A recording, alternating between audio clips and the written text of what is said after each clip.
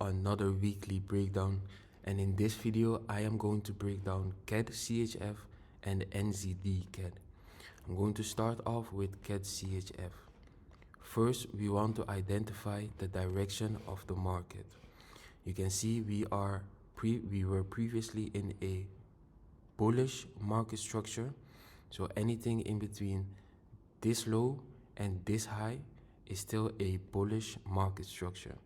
We had some internal bearish market structure that ended up leading to the break of this previously higher low, to now turning the structure into a bearish market structure with the expectation to create a lower high and a continuation of the bearish market structure. So if we look and see, this would be our impulse, this big red candle, followed by a retracement of minimum 2 daily candles. They are also all one color. So the impulse is based off this internal structure. This would be the lower low, lower low, and this is the possible lower high to continue the structure to the downside. On the weekly, we want to identify our support or resistance that could be of influence. So you can see price was previously at this support level. Here's support, support, support, and support again. But as you see, we can also draw a resistance level that gives us an extra confluence that price on the daily wants to continue lower. So this was the previously support, resistance, resistance. Here it broke back below, resistance again. So now it's looking like price is rejecting this level to continue to the downside, either to retest this support level or possibly break it and continue the momentum further to the downside. On the daily, we will draw our fib to measure the distance of the new impulse that is going to form. So we draw it from the end of the retracement to the beginning. On the 4 hour, we wait for our break of the 61 level. So let's play it forward, and you see right here, price went higher, so you can just adjust your fib to the highest level. Always make sure it's on the highest and on the lowest to get the most accurate entries, stop loss and take profit. Still waiting, and boom, let me place this at the highest level. You can see right now that this candle has broken and closed below the 61 level. So that normally means that we can place our entry on the 61, take profit negative 27, and stop loss at the 88. You can also, if you want to be protected by this structure high right here, adjust your stop loss above the 100 level, but you will also need to adjust your entry point to create at least a 1 to 3, because the retracement from here can just come all the way up here and then continue to the downside. Now you will be protected by this structure high. As long as price doesn't go higher and close above this structure high, you're still good. But you can also just put it on the 61, the 88, and the negative 27. But if you want to be safe, I would go with this entry right here. Let's play it forward. You can see this candle was Thursday, and this is also Thursday. This candle is Friday morning. For me, I always enter the market at the earliest. It will be at 7 a.m. my time. That will also be 1 a.m. Eastern Standard Time, if I'm correct. So the next candle, depending on what it does, will determine if I'm going to enter this trade or not. So the earliest that I will enter a trade is 7 a.m. You can see price right here is now higher than the 61 level. Let me remove this. It's higher than the 61 level. So when I woke up, I saw that price has already broken back above the 61 level. So this was the reason I did not take this trade, Normally I want to see the price stays below the 61 level. That shows me that it possibly want to continue lower. But if you enter this trade either on the 61 or the adjusted entry level, you would have still been inside of this trade. On the 61, you can see stop loss has not been hit, so you're still good. Remember that I close my trades at 3 p.m. my time. That will be, I think, 9 a.m. Eastern Standard Time. So right here is normally when I close out my trade, because when I played forward, you can see what happened. Price continued lower, so you still be up, and this was the start of the 9 a.m. candle. So normally I would have closed my trade out at this right here, giving me just a 0.5% return, but it's still profit. And if you still held on to this trade, you can see what happened. Price just reversed, hitting the stop loss on both of these entries.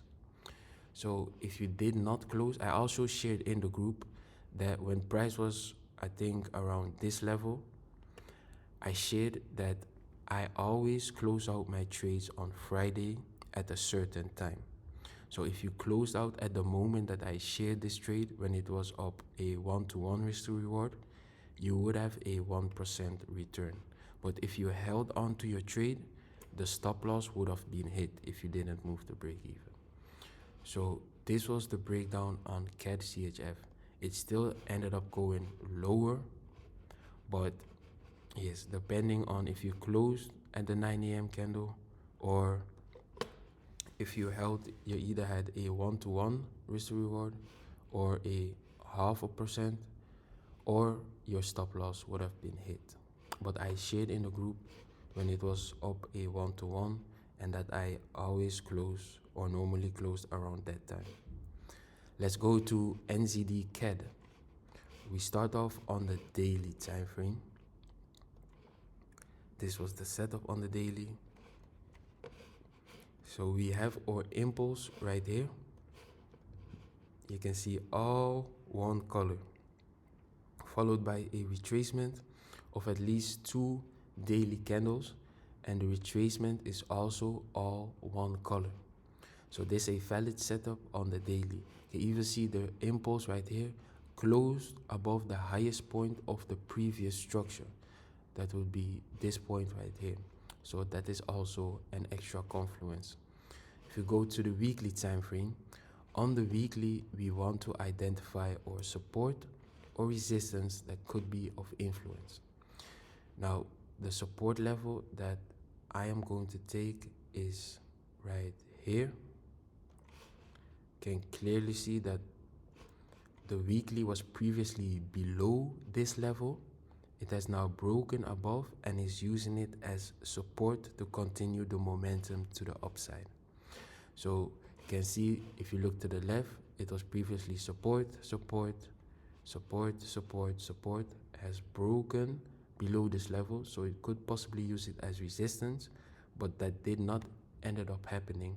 Price went higher, closed with a strong candle above, and is now using it as a possible support to continue the momentum to the upside. So then we go back to the daily time frame, and on the daily time frame you can see the retracement is now using it as a support level.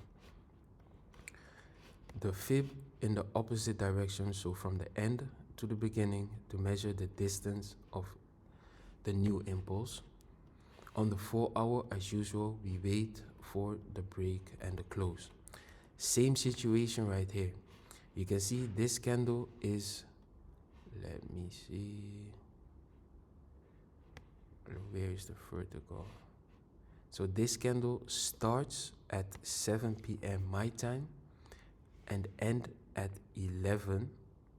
So right here, end at 11 p.m. So this will be, I think, 5 p.m. Eastern Standard Time. You know, this is when the rollover period starts, so the end of a Forex market day, where the spreads are very high.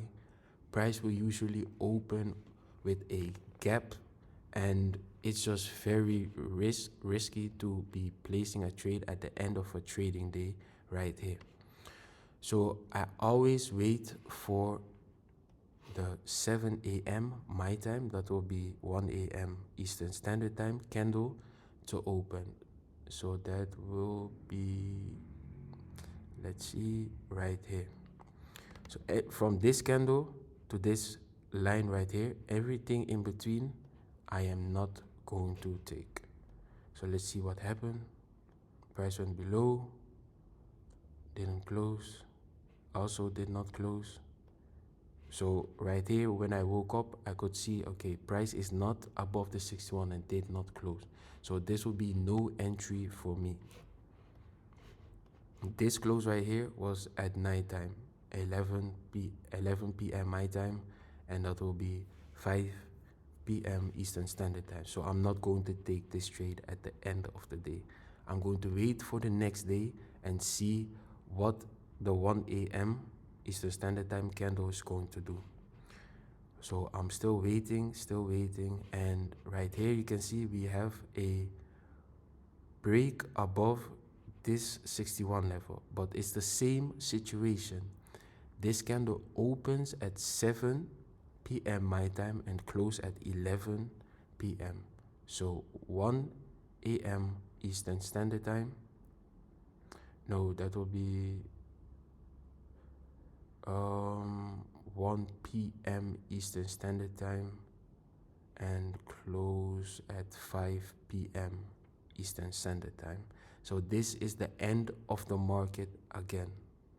I'm not going to take a trade at the end of the Forex market day because the spreads are very high, and like I just explained, the gaps are also likely to be formed when the price opens a new trading day. So I'm going to wait until we get to the 7 a.m. candle right here, 7 a.m. my time. Just look right here to the right, you see it's UTC +1. I'm going to wait until this candles open and form and see what happens next. So I did not enter here and I did not enter here. I'm waiting for the next day and to see what will happen next. So we still have no break of the 61, and right here is when the break happened. Let's see. Okay, so this is the break right here. But if you look at this massive wick, it almost came all the way till TP, got rejected all the way back to the downside. I am not going to take this trade.